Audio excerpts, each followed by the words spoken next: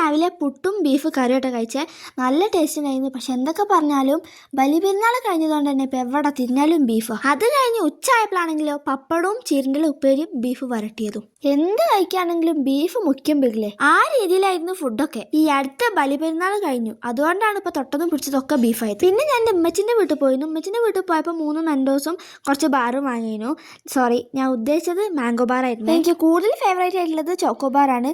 But chocobar എടുക്കണതേ അറിയുള്ളൂ, വേഗം തീരും. അതുകൊണ്ടാണ് ഞാൻ മാംഗോ ബാർ വാങ്ങിയത്. അങ്ങനെ അതെല്ലാം കഴിച്ച് കഴിഞ്ഞപ്പോൾ ഞങ്ങൾ 3 ബെല്ല മൈലാഞ്ചിട്ടിരുന്നു. ഈ മായ്ച്ചോണ്ടിരിക്കുന്നത് വേറെ ഒന്നുമല്ല, ഞാൻ എൻ്റെ പേരൊന്നും എഴുതിയതാണ്. പക്ഷെ അത് കൊളായിപ്പോയി. അത് കൊളായത് കണ്ടപ്പോൾ നല്ലതിലിടാൻ വേണ്ടി മായ്ച്ചതാണ്. ഈ മായ്ച്ചത് വേറെ അല്ല, എൻ്റെ അത്തേണ്. അവള് നല്ല മൈലാഞ്ചി ഉണ്ടെങ്കിൽ തന്നെ എന്ത് ഫംഗ്ഷൻ ഉണ്ടെങ്കിലും എനിക്ക് മൈലാഞ്ചി ഇട്ടിട്ടുള്ള അവളാണ്. അങ്ങനെ എഴുതിയത് വേറെ ഒന്നുമല്ല, അനുന്നാണ്. അനു നാട്ടോ എൻ്റെ വീട്ടിൽ വിളിക്കുക. എനിക്ക് കയ്യിൽ മൈലാഞ്ചി ഇടുന്നതൊക്കെ ഭയങ്കര ഇഷ്ടാട്ടോ. മൈലാഞ്ചി ഉണ്ടതിന്റെ കൂടെ ഞാൻ മെൻഡോസും കഴിക്കുന്നുണ്ടായിരുന്നു. അത് കഴിഞ്ഞപ്പോൾ ഞാൻ ചെറിയൊരു ചക്കച്ചോള കഴിച്ചിരുന്നേ. അപ്പോൾ ഇന്നത്രേ ഉള്ളൂ. So by.